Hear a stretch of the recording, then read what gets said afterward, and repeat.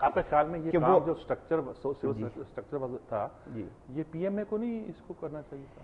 Actually یہ stake holders سارے کے سارے ہیں، یعنی کہ بچوں کو آگے کر دیا، اور میرا خیال ہے کہ جو بچے ہیں وہ، کیونکہ اس سے تعلق تو سبھی کا ہے، سینئرز کا بھی ہے جو بچے ہیں جی وہ کیا کہتے ہیں جوانوں کو پیروں کا استاد کر، یہ جوان جو ہے اس وقت میرا خیال ہے کہ وہ کافی موٹیویٹڈ اور ایک چیز میں آپ سے اب لاسٹ پوچھنا چاہتا ہوں کہ میرا یہ ہنچ ہے کہ ہمارے جو میڈیکل کالجز اور جتنے بھی پروفیشنل کالج ہے، انجینئرنگ کالج ہے، ایم بی اے ہماری ڈگری ہیں، آئی ٹی کی ڈگری ہیں، اس میں اس بات پہ تو زور دیا جاتا ہے کہ آپ اپنا وہ نالج پورا کریں جو آپ پڑھ رہے ہیں، اپنے پروفیشن میں ایکسل کریں اور آگے جائیں، اور درست بات ہے۔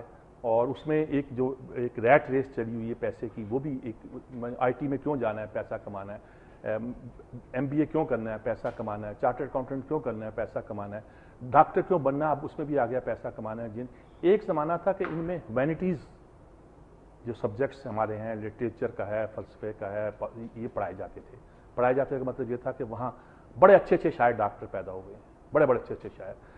ان کا مزاج، ان کے ہاں فنکشن جو ہوتے تھے اس میں ایکٹیویٹیز ایسی ہوتی تھی جس میں ایک طرح کی ہیومینٹیز میں ٹریننگ ہوتی تھی۔ کیا ہم نے وہ جس کو ہم تربیت کا نظام کہتے ہیں، انٹریکٹ کرتے تھے، علم کے ذریعے کرتے تھے، وہ ختم نہیں کر دیا ہم نے کچھ؟ یہ آپ کی بالکل صحیح آبزرویشن ہے کہ جو موریلٹی ہے یا ایتھکس ہیں وہ ایسی چیزیں ہیں کہ جس کو شاید ہمارے استاد اب پڑھانا تو نہیں بھولے ہوں گے، پڑھاتے بھی کسی نہ کسی حوالے سے ہوں گے، لیکن اس کی پریکٹس کو ہم لوگ overall as a nation بھولتے جا رہے ہیں۔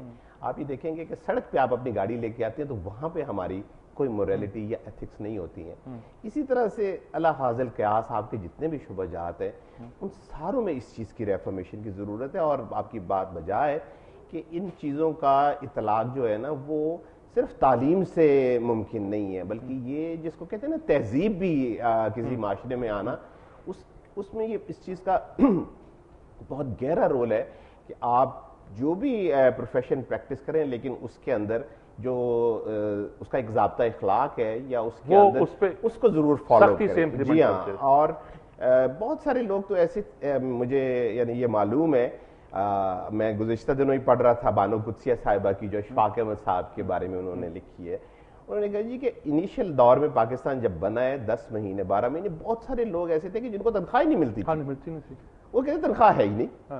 تو یہ جو ایک تھی، اور لیکن انہیں یہ تھا کہ ہم نے اس قوم کو بنانا ہے۔ میرا خیال یہ ہے کہ یہ ہم شامیانوں میں بیٹھ کر اور ببول کے کانٹوں سے وہ کاغذ پر پن کا کام لیتے ہوئے وہ چیزیں میرا خیال ہے ان بچوں کے اور جو ہمارے مختلف مراحل سے تربیت کے لوگ گزر رہے ہیں تو یہ تربیت کا حصہ ہونا چاہیے کہ ہم لوگ جو ہے وہ کسی بھی انتہا کو چھونے کی بجائے جو ہے وہ اعتدال کا رستہ اختیار کریں، اور ابھی بھی کوئی میں نہیں سمجھتا انشاءاللہ ٹھیک ہو جائے گا، یہ سب کچھ ٹھیک ہو جائے گا۔ اصل بات یہ کہ ایک ول ہونی چاہیے دونوں طرف سے، ڈاکٹرز کی طرف سے کہ ہمیں ہمارے لیے مریض ہمارا جو ہے، ڈاکٹرز کو آگے آنا چاہیے اور اپنا رول ادا کرنا چاہیے۔ انشاءاللہ سینئر ڈاکٹرز جو ہیں وہ انشاءاللہ بالکل حاضر ہیں۔ تھینک یو ویری مچ جی، بہت شکریہ آپ کا جی۔ اسی کے ساتھ ہم وقفہ لیتے ہیں جی، وقفے کے بعد حاضر ہوتے ہیں۔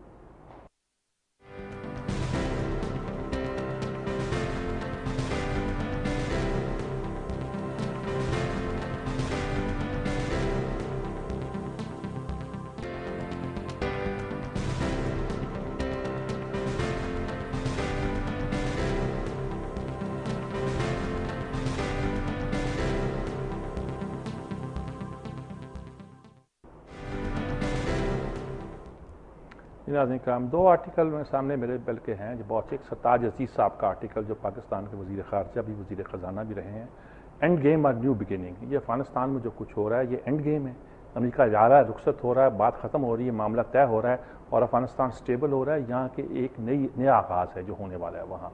تو انہوں نے اس کا پورا تجزیہ کیا اور بہت اچھا کیا کہ شکاگو کانفرنس میں جو گفتگو، بہت اچھا آرٹیکل ہے لحاظ سے، شکاگو کانفرنس جو ہوئی تھی اس میں بہت سی باتیں طے ہوئی تھیں، اس میں 3-4 باتیں ایسی جو غور طلب۔ ایک تو یہ ہے کہ جی جب فوجیں جو ہیں 2014 میں چلی جائیں گی، کچھ فوجیں پہلے چلی جائیں گی، بعد میں چلی جائیں گی، جب وہ جائیں گی تو افغان فورسز کو سنبھال کے جائیں گی، کہ افغان فورسز جو 1,30,000 یا کتنی پہلے زیادہ بنائی ہیں وہ اس کو ہینڈل کریں۔ تو کیا وہ افغانستان کی جو فوج یا پیرا ملٹری فورسز بنا رکھی ہیں وہ اس سچویشن کو ہینڈل کرنے کے قابل ہیں؟ پہلی بات تو یہ ان کی کیپیسٹی ہے، दूसरी बात यह कि तय हुआ था कि इनका जो खर्च है $4 बिलियन वो अदा किया जाएगा, नेटो के मुल्क में दूसरे अदा करेंगे। अफगानिस्तान के लिए 6 बिलियन लग है, 10 बिलियन देंगे जो अफगानिस्तान में सालाना यहाँ से लड़ाई लड़ने का जो खर्च है। तो उस जो 4 बिलियन है वो पैसे जो इकट्ठे नहीं हुए, 80 पता नहीं कितने मिलियन जो है वो तय किए, किसी कनाडा ने किसने किया, दूसरे मुल्कों ने कहा है, अभी जर्मनी ने कहा अभी टोटल जो 4 अरब है उसमें से 2 अरब तो लगता है कि अमेरिका को देने पड़ेंगे। तो ये क्या फंड्स अवेलेबल होंगे? और तीसरी बात क्या कि तालिबान से आप मुज़ाकरात कर सकेंगे? वो आपने कहा था कि उनसे पहले फाइट और लड़ो भी और टॉक और बात भी करो और आगे चलो। उन्होंने कहा वो स्ट्रेटजी आपकी कामयाब नहीं हुई, सर्च किया आपने नहीं, वो चली नहीं। तो अब क्या करें? वहाँ तालिबान तो आपको चल नहीं सकते, वो तो काबू नहीं आ सकते। अच्छा, इस पूरी सिचुएशन में पाकिस्तान के लिए बड़े ख़तरे हैं। हमने कुछ स्ट्रेटजी बनाई है, कोई हिकमत अमली तय की है, वो उन्होंने कोट भी किया है, बड़ा मशहूर फ़िक्रा कोट किया है, जो एशले टेलिस का फ़िक्रा है जी, कार्नेगी एंडोमेंट के।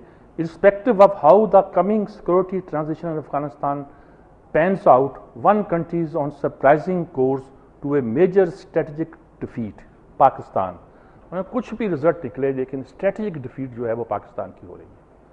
और इसको वो यानी कि कहते हैं कि आप अफगान जीते हैं, फलां जीते हैं, फिर अब आप उसका सिनेरियो बताते हैं कि पॉसिबल क्या है। अंडरस्टूड है, बिल्कुल ठीक कह रहे हैं। उन्होंने कहा मिसाल के तौर पर मसलन वहाँ के जो तालिबान हैं, luckily they are Afghan Taliban, they are pro Pakistan, but unluckily they are pro Pakistan Taliban as well, और प्रो पाकिस्तान तालिबान पाकिस्तान को डिस्टेबलाइज करते हैं।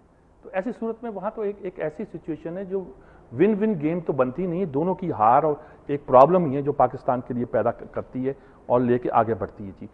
एथनिकली वो डिवाइडेड लोग हैं, इसको कैसे सॉल्व करें, क्या करें? एक तो बात उन्होंने यहाँ उनकी फ़ौज जो है अफगानों की वो एक एथनिक ग्रुप की है, वो ताजिक ऊपर शुमाली लाइन्स वाले हैं, नीचे वाले नहीं हैं। दोनों के दरमियान सुलह होती है नहीं होती है, वही गेम कि अगर करज़ई जीत जाता है तालिबान को काबू करने के लिए, या तालिबान कैसे बात करें करज़ई के साथ? जहाँ तालिबान के अकेले जीत सकते हैं और शुमाली लाइन्स को डिफीट दे के काबुल पर कब्जा कर सकते हैं, अब क्या उनमें इतनी कैपेसिटी है? या क्या करज़ई उन पर प्रिवेल कर सकता है? जितने भी सिनेरियो वो कामयाब होते दिखाई नहीं देते, सब तज़िये करते जा रहे हैं, सब कहते जा रहे हैं। ये कहते हैं क्या किया जाए जी? इसमें पहला तो ये कि सबको जो समझ लेना चाहिए कि कोई अकेला, जितने भी स्टेक होल्डर हैं, कोई अकेला उस मसले को हल नहीं कर सकता। कोई भी जितना भी हो वो इसको हल नहीं कर सकता। और दूसरा ये है कि ज़रूरी समझ की है कि तालिबान से बात करो, उनको मनाओ, उनको मनाकर कोई ऐसा अलायंस पैदा करो जिससे बाकी तमाम लोगों के साथ एक अंडरस्टैंडिंग पैदा हो। और तीसरा ये है कि पाकिस्तान ईरान मिल जाए इस मामले पे तो यकीनन शुमाली अलायंस और तालिबान के दरमियान एक अच्छी अंडरस्टैंडिंग के लिए फ़ज़ा हवा हो सकती है। अमेरिका इनके साथ मिलकर अगर कोई हिकमत अमली तय करता है तो वही स्टेबिलिटी पैदा कर सकती है, वरना ये सारी कहानियाँ की कहानियाँ हैं। अच्छा तज़किया किया जी उन्होंने, और एक लिहाज से उन्होंने कहा कि अमेरिका तालिबान और कायदा को अलग अलग समझना शुरू कर दे और पाकिस्तान को भी अफगानिस्तान को एक सॉवरेन कंट्री के तौर पर ट्रीट करे और अपना एरिया ऑफ इन्फ्लुएंस वगैरह बनाने की बात। एक दूसरा आर्टिकल है जी, ये सलाहुद्दीन अहमद साहब का आर्टिकल है, जो पता चला है जी प्रैक्टिसिंग बैरिस्टर है, मैं ज़्यादा इनसे वाकिफ़ नहीं, लेकिन तज़किया नॉट ए जुडिशल कू। वो इंडिया के एक चीफ जस्टिस रहे हैं पुराने, उन्होंने भी इस फैसले को, मरकंडे काचू, उन्होंने कहा है कि जी ये तज़किया किया है कि जी ये जो जुडिशल कू का लफ्ज़ आजकल आम इस्तेमाल हो रहा है कि हमारे बहुत से लोग हुए हैं उनके आर्टिकल को बुनियाद बांध करके, वो बड़ा अच्छा जज था, उसने भी ये कह दिया है कि सुप्रीम कोर्ट ऑफ पाकिस्तान को इंटरवीन नहीं करना चाहिए था इन मामलात पे। और इस्तिस्ना के मसले पर उन्होंने कहा कि ये तो जो नोबल एडमिनिस्ट्रेटर थे या क्या कहा है, एबल एडमिनिस्ट्रेटर, नोबल नहीं भाई, एबल एडमिनिस्ट्रेटर हैं जो इंग्लैंड के, उन्होंने बादशाह को हक दिया था कि king can do no wrong. तो इन्होंने कहा कि साहब ये हक एबल एडमिनिस्ट्रेटर ने नहीं दिया था, ये डिविनिटी ने दिया था। वहाँ का बादशाह ज़िल्ले इलाही होता था, खुदा का अक्स होता था। देखें जैसे हमारा खलीफा होता था ना जी, वो डिवाइन राइट्स भी लगता था एक तरह का, और वहीं से वो ज़िल्ले इलाही का तासुर जो है ना हमारे यहाँ भी आया। तो उस वक्त वो समझते थे कि ये खुदा की तरफ से जो गोया बोल रहा है, कोई लीगल से ज़्यादा वो डिविनिटी की बात थी। उन्होंने कहा कि बात सुनो, जो हक उन्होंने इस तरह दिया गया था, और लेकिन उसके बावजूद ही 1600 फलां में फलां बादशाह को पकड़ के लटका भी दिया गया था, फांसी पर चढ़ा दिया गया था, डिविनिटी। उन्होंने कहा पाकिस्तान में ये डिविनिटी, ये यानी कि अलूहियत, ये अलाहियत जो है, ये आप आसिफ जरदारी साहब के लिए देंगे, क्या करेंगे आप? हमारा सदर एक सेरेमोनियल सदर है, उसके अपने मसाइल हैं, अपने प्रॉब्लम है, उसको इस तरह इंटरप्रेट करना गालबन दुरुस्त नहीं है। इन्होंने बड़े अच्छा उनका انہوں نے کہا انگلش کلونیل ہسٹری سے آپ یہ ساری چیزیں جو ڈیڈیوس کر رہے ہیں یہ کوئی درست بات نہیں ہے. انہوں نے کہا کہ آپ کہتے ہیں کہ پرائم منسٹر کو کیسے ہٹا سکتا ہے. انہوں نے کہا ہٹا دیا تھا آپ کے سپریم کورٹ نے, اندرا گاندھی نے, اس نے ایمرجنسی لگا دی, یہ کر دیا, وہ کر دیا, آئین بدل دیا, یہ کر دیا. اچھا کچھ لوگ مثال دیتے ہیں کہ دیکھو انڈیا میں ہوا تھا, انڈیا میں بھی پھر یہ بحث چلی تھی, پھر کیا ہوا تھا. انڈین آج بھی شرمندہ ہے اپنے اس ایپیسوڈ پر, ایمرجنسی کے ایپیسوڈ پر. انہوں نے اندرا گاندھی کو معاف نہیں کیا جی, اور کانگریس کو وہ پٹائی ہوئی اس کے بعد کہ جس کو ابھی یاد نہیں کر کوئی بھلا نہیں سکتا. تو انڈیا کی اچھی چیزیں بھی یاد رکھنے کی ہیں, بری چیزیں یاد رکھنے کی نہیں ہیں جی. بہرحال اسی کے ساتھ انہوں نے اس کو ایک پورا ریفیوٹ بھی کیا ہے, اور استثناء کی بات بھی پھر انہوں نے جو تھی بڑی کلیئرلی کی. انہوں نے کہا یہ زرداری صاحب کو حاصل نہیں ہے, کیالانی صاحب کو حاصل نہیں ہے, اور انہوں نے خاص طور پر اچھا کورٹ میں کنٹیسٹ بھی نہیں کیا آپ نے اس بات کو, انٹرنیشنل لا کرتے رہے. کیوں کہ اگر کورٹ نے کہہ دیا کہ جی ان معنوں میں اس طرح نہیں ہے, دنیا میں بہت سے ملکوں میں یہ مقدمے آئے ہیں تو وہاں عدالتوں نے فیصلے کیے ہیں, نکسن کو نہیں دی, کلنٹن کو نہیں دی, تو ہم کہاں کیوں لازمی بات ہے کہ ہم بھی ان کو دیں جی. دوسرا article how the army one Egypt selection.